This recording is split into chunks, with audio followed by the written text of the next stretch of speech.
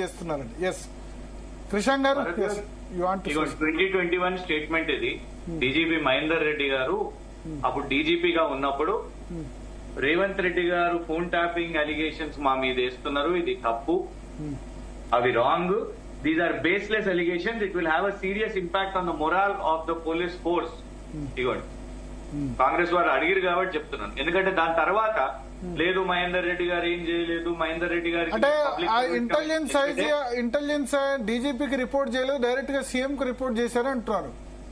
ఇక తప్పించుకోవడానికి ఏదైనా చెప్తారండి. ఇప్పుడు ఫర్ ఎగ్జాంపుల్ ఇప్పుడు శరత్ గారే చెప్పారు, చలో శరత్ గారిదే తీసుకున్నాను, ఎందుకంటే నాకు అంత సమాచారం లేదు. శరత్ గారు లా అండ్ ఆర్డర్ సీఎం దగ్గరే ఉంటుంది కదా, లా అండ్ ఆర్డర్ సీఎం దగ్గరే ఉంటుంది కాబట్టి డైరెక్ట్ గా రిపోర్ట్ చేశారు అంటున్నారు. ఇప్పుడు ఏదో డీసీపీ అని అన్నారు, ఇంకేదో డీసీపీ అన్నారు, సత్యనారాయణ అన్నారు, రవీంద్రన్ అన్నారు, వీళ్ళెవ్వరు కూడా డీజీపీకి పని చేయకుండా ఆ డీజీపీ గారు మంచోళ్ళు, ఎందుకంటే ఇక డీజీపీ గారు టర్మ్ అయిపోయింది కాబట్టి క్లీన్ చిట్ ఎవరిస్తారు?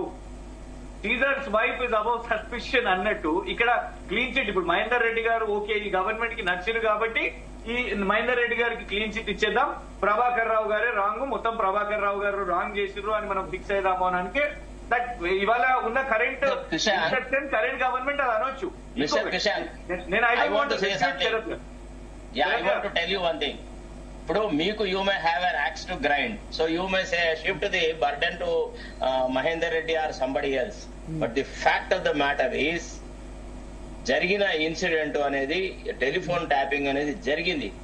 ఇప్పుడు ఒకవేళ మహేందర్ రెడ్డి గారు చేస్తే Mahender Reddy was also holding a prime position under your rule. He was not holding a constable's post. ఇంకోటి ఏంటంటే మీరు ఎవరు చెప్పక ముందు నేను it is I who said that DGP must also be examined అన్నాను.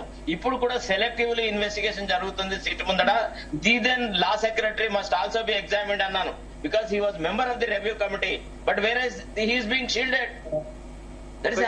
భరత్ గారు శరత్ గారు ఏ పొలిటికల్ పార్టీ కాదు కాబట్టి I will not refute, but the fact of the matter is facts అని అంటున్నారు. నేను అనేది ఏంటంటే మేబీ వాళ్ళు అన్నట్టు శరత్ గారి ఫోన్ ని ఆ టెక్నికల్ కమిటీ ఒకవేళ ఉంటే, ఈ స్టేట్ కమిటీ కాకపోయినా ఆ సెంట్రల్ సుప్రీం కోర్ట్ కమిటీ ఆ టెక్నికల్ కమిటీకి ఆ డివైస్ ఇచ్చి అందులో నిజంగానే ఆ మాల్వేర్ చేసిర్రా ఫోన్ ట్యాపింగ్ చేసిర్రా అనేది వస్తే నథింగ్ లైక్ ఇట్, అబ్సల్యూట్లీ తీసుకోవచ్చు ఖచ్చితంగా కూడా. మేము అనేది ఏంటంటే అయితే ఇంకొక మాట కూడా అన్నారు, ఇట్లా పబ్లిక్ మీటింగ్ ఆయన రక్కస్ క్రియేట్ చేస్తా అని ముందే పోయి అరెస్ట్ చేసిర్రు అని అంటే I think there are special branches, intel forces, కేవలం ఫోన్ ట్యాపింగ్ తోనే అవి ఆగుతాయి అనేది అయితే నేను అనలేను. ఎందుకంటే పేపర్ స్టేట్మెంట్ అంటే we're again going off track. ఎందుకంటే ఎంతో మంది ఇవాళ కూడా ప్రివెన్షన్ అరెస్ట్ అవుతూ ఉంటాయి, ముందే అరెస్ట్ చేస్తూ ఉంటారు, ప్రోగ్రామ్స్ కాల్ ఫర్ ఇస్తాం, లేకుంటే అసెస్మెంట్ చేస్తారు, ఫలానా లీడర్ ఇది చేస్తాడు, ఫలానా లీడర్ ఇంతమందిని మొబిలైజ్ చేస్తాడు, సో ఇది అరెస్ట్ చేసినాం ఎందుకు అని అంటే ఫోన్ ట్యాపింగ్ జరిగింది కదా అని అంటే అది కాదు. And I'm not depending the case of the police department. నేను ఇక్కడ ఒకటే ఏంటిది అని అంటే దాన్ని పొలిటికల్ టార్గెటింగ్ కోసం, క్యారెక్టర్ అసాసినేషన్ కోసం ప్రైమా వేసి ఇదే మేజర్ అజెండా ఈ ప్రభుత్వం ఇది చేసేసింది, బాత్రూమ్లలో చేసిర్రు, హీరోయిన్లకు చేసిర్రు, ఇండస్ట్రియలిస్టులకు చేసిర్రు, జడ్జిలను ఇప్పుడు ఏం లేదండి ఈ కేసుని సీరియస్ కావాలంటే జడ్జిలు మీది కూడా చేసిర్రు అనగానే జడ్జిలు మార్చేసిర్రా అయితే వీళ్ళకు బెయిల్ ఇవ్వద్దు, వీళ్ళని సీరియస్ గా తీసుకోవాలి. జర్నలిస్టులు రాధాకృష్ణ గారు ఏబిఎన్ ఇగో మీది కూడా చేసిర్తారంటే కేసీఆర్ చేసే ఉండొచ్చు మాది, సో ఖచ్చితంగా చేసిండు అని మాట్లాడారు. ఇట్లా ఈ నరేటివ్ ని బిల్డ్ చేస్తున్నారు మాత్రం కానీ serious investigation I don't think it is not going forward with it. అందుకే మొదటి నుంచి నేను అన్నాను SIT is incompetent to conduct the investigation, it should be refer to CBI అని మొదటి నుంచి. సిబిఐకి ఇస్తే మీకు అభ్యంతరం లేదా క్రిషాంక్ గారు? సార్ ఎందుకంటే శరత్ గారు when politics is at the supreme place, ఇప్పుడు సిబిఐ కానివ్వండి, ఈడీ కానివ్వండి, ఐటీ కానివ్వండి, దేశవ్యాప్తంగా అందరు కూడా all the agencies are questionable. నేను అందుకే ఆ మాట అన్నా కదా, Caesar's wife is above suspicion. ఎవరిని అందుకే సుప్రీంకోర్టు ని చేసేద్దాం, సుప్రీంకోర్టు కి ఇచ్చేసేయండి బెస్ట్, మంచి సిట్టింగ్ జ్యుడిషియరీకి. ఎందుకంటే ఇది నిజంగా కూడా సీరియస్ కేసు, మేమే అంటున్నాం ఇంత పెద్ద ఆరోపణ. బట్ ఇప్పుడు హైకోర్టు ఇప్పుడు జ్యుడిషియల్ ఎంక్వైరీ చేస్తే దాని మీద కూడా అబ్జెక్షన్ చేస్తున్నారు కదా మీరు. ట్రాయ్ని గుంజండి ఎందుకు చెప్తారు? గవర్నర్ తమిళ్ సాయి గారు కూడా అప్పుడు ఆరోపణ వేసి నా ఫోన్ కూడా అవుతుంది అని. It's not normal thing. వారి బిఎస్ఎన్ఎల్ ఫోన్ అయిందా, వారి పర్సనల్ ఫోన్ అయిందా, Raj Bhavan land line phone అయిందా, pull up all the agencies, pull up BSNL, pull up Airtel. How did this happen? How did you let this happen? ఇంత involve చేయండి. SIT ఈ స్థాయిలో వీళ్ళందరినీ పిలిస్తే అప్పుడు మనకు నిజానిజాలు బయటికి వస్తాయి. లేకుంటే గాల్లోనే ఒకళ్ళ మీద ఒకళ్ళు ఆరోపణలు నడుస్తుంటాయి. మా లాంటి వాళ్ళం మేము డిపెండ్ చేసుకోవాలి. స్టార్టింగ్ లో దాకర్ అని అన్నాడు కదా, మేము వేస్తాం ఆరోపణ, మీరు దుడుచుకోండి అన్నట్టు ఇప్పుడు అదే జరుగుతుంది. వాళ్ళు ఆరోపణ వేస్తారు, మహేష్ గౌడ్ గారు గాంధీ భవన్ లో కూర్చొని పేర్లు ఎత్తుతారు, మేము రోజు తుడుచుకుంటూ కూర్చోవాలి. పబ్లిక్ ఇష్యూస్ మనం డైవర్ట్ కావాలి. సంగప్ప గారు అప్పటి నుంచి ఏదో మాట్లాడాలనుకుంటారు. లేదే ఒకటి ఇంతకుముందు శ్రీశాంక్ యడ్యూరప్ప గారి గురించి ఒకటి పేపర్ క్లిప్పింగ్ చూపించారు. 2019 లో యడ్యూరప్ప గారు సీఎం గా ఉన్నప్పుడు సిద్దరామయ్య గారు అసెంబ్లీలో ఒక ఆరోపణ చేసినారు, మా ఫోన్లు ట్యాప్ అవుతున్నాయని చెప్పి. ఒకవేళ అక్కడ స్టేట్ గవర్నమెంట్ సిట్ వేస్తే మీరే ట్యాప్ చేసారు, మీరే మీ పోలీసులు మీ చేతిలో ఉంటారని చెప్పి ఆయన సిబిఐకి అప్పగించారు. దాని తర్వాత ఏం డెవలప్మెంట్ అయిందనేది నాకు కూడా తెలియదు. అది అయితే సిబిఐ యడ్యూరప్ప గారు చేయలేదు ఫోన్ ట్యాపింగ్. ఒకవేళ యడ్యూరప్ప గారు చేసి ఉంటే ధైర్యంగా సిబిఐకి అప్పయిపోయి ధైర్యం చేయకపోయినా అయినా కాదు ధైర్యం ఉంటది కదా, సిబిఐ ఎవరిది కేంద్రాన్ని, ఆ ధైర్యం ఉన్నది కాబట్టి వేసిరు కదా ధైర్యంగా. మా సిబిఐ అనేలే 6 సంవత్సరాలకి ఏం చెయ్యాలి. రాజ్యాంగ సంస్థలు మీకు దేనికి కూడా మీకు నమ్మకం లేకపోతే మీరు సపరేట్ ఇంకోటి ఆలోచించుకోవాలా. రాజ్యాంగ సంస్థలు ఇండిపెండెంట్ ఏజెన్సీ మీద గౌరవం ఉంచండి సార్. మొత్తానికి నేను డైవర్ట్ కావాలని లేదు కానీ రాజ్యాంగ సంస్థలను మోదీ గారు కూడా తప్పు పట్టిరు కదా. వారు ప్రతిపక్షంలో ఉన్నప్పుడు అదేమన్నారు శరత్ గారు, కేజ్డ్ ప్యారెంట్ అని దేన్ని అన్నారు? సిబిఐ. అది సుప్రీంకోర్టు, సుప్రీంకోర్టు మోడీ అనలే, సుప్రీంకోర్టు అండి. సుప్రీంకోర్టు తప్పు. మోడీ గారు ఏ రోజు కూడా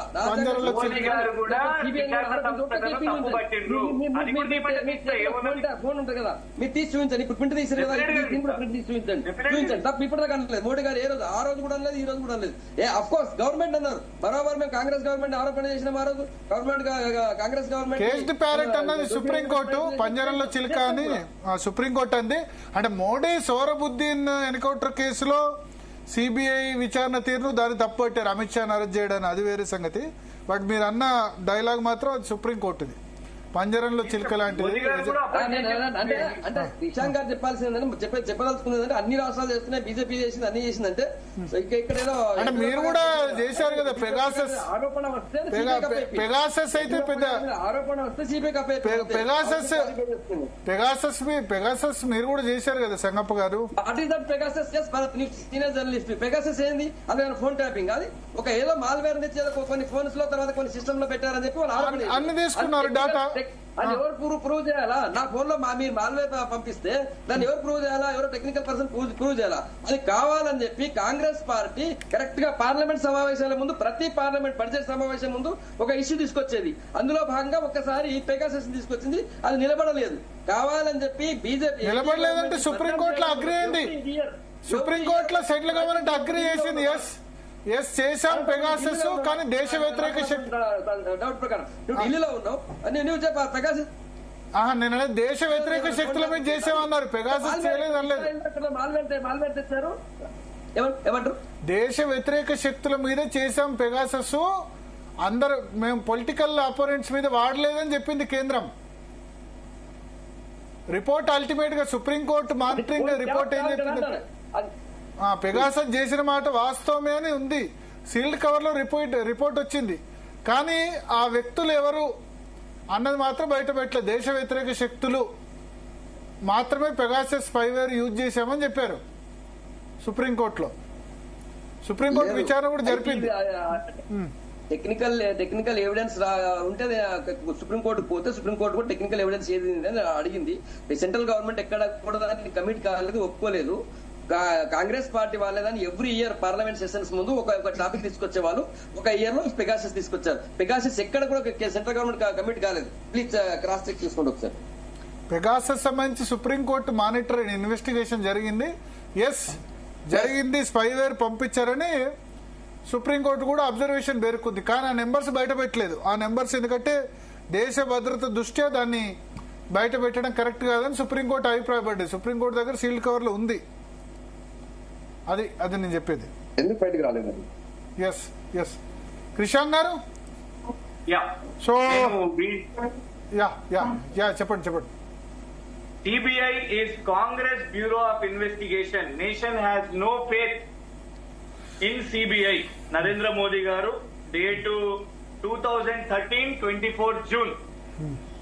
వీడియో లింక్ కూడా పంపిస్తాను, కరెక్ట్ ఎగ్జాక్ట్ వీడియో స్పీచ్ కూడా స్టార్ట్ అయింది. ప్లే చేయమంటే ప్లే చేస్తాను. అంటే మోదీ గారు ఏనాడు కూడా విచారణ సంస్థలను తప్పుపట్టలేదు, ఇప్పుడు అయితేనే సిబిఐ కరెక్ట్ గా చేస్తుంది. ఇది సంగప్ప గారు ఈ స్టేట్మెంట్. నేను అనేది ఏంటంటే ఇప్పుడు ఈ కేసు నుంచి సిబిఐకి వేయాలి. ఇవాళ అల్టిమేట్ గా when politics can decide, retire అయినాక కూడా ఈడీ, ఇప్పుడే నాకు ఈడీ విషయం మీద కూడా ఇది తెలిసింది. కవిత గారి కేసులో justice chief justice BR Gavai గారు ఒక లెక్చర్ ఒక దగ్గర మాట్లాడుతూ బెయిల్ గురించి మాట్లాడుతూ కవిత గారిని అప్పుడు పెట్టినరు, దాని మీద ఏం కూడా కాలేదు, చాలా నెలలు పెట్టిన, అందుకే నేను బెయిల్ ఇచ్చినాను, నేను బెయిల్ ఇస్తున్న విషయం మీద ఐ వాజ్ ఫుల్లీ కన్విన్స్డ్ అని వారి వాళ్ళ మాట్లాడటం. ఆ వీడియో కూడా ఇన్ఫాక్ట్ మీరే అనుకుంటా కదా ఇప్పుడు మన చర్చ జరిపే bail is rule, jail is exception అని చెప్పారు. ఎగ్జాక్ట్లీ భరత్. అంటే నేను అనేది ఏంటంటే Bharatiya Janata Party they want to spin narratives. ఇప్పుడు పెగాసస్ విషయం మీద ఇంత చెప్పారు. పెగాసస్ అల్టిమేట్లీ ఇజ్రాయెల్ సాఫ్ట్వేర్ ని తీసుకొని వచ్చారు. ఫోన్ ట్యాపింగ్ కే బాగ్ ఖయా బీజేపీ. పార్లమెంట్ లో అది జరిగింది చర్చ, దాని విషయం మీద కూడా పెగాసస్ ఇజ్రాయెల్ నుంచి తీసుకొని వచ్చి ఇంత హై ఎండ్ సాఫ్ట్వేర్ ని తీసుకొని వస్తే చాలా మంది ఆపోజిషన్ లీడర్స్ కి కూడా మెసేజెస్ వచ్చినాయి. ఎందుకంటే యాపిల్ ఫోన్ లో అది సాధ్యం కాదు కాబట్టి మెసేజెస్ కూడా వచ్చినాయి. స్టేట్ స్పాన్సర్డ్ థ్రెట్ అంటే గవర్నమెంట్ ఈస్ డూయింగ్ దిస్ అనే మెసేజెస్ కూడా రావడం జరిగింది. సో అందుకే నేను అంటున్నా ethical and moral rate Bharatiya Janata పార్టీకి అయితే ఇందులో అస్సలేనే లేదు.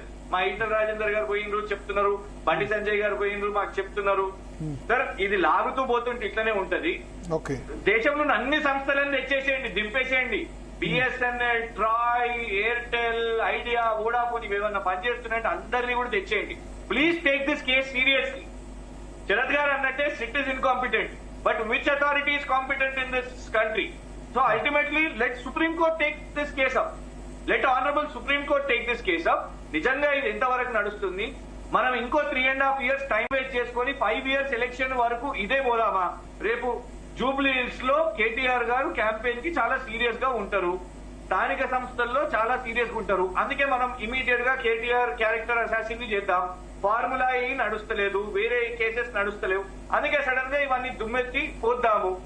6 నెలల తర్వాత మళ్ళీ ఒకసారి తీసుకుని వద్దాం, మళ్ళీ 6 నెలల తర్వాత season number 4, season number 5, season number 6. అందుకే అన్న కదా ఇది వెబ్ సిరీస్ లాగా నడుస్తున్నది. సో నిజంగానే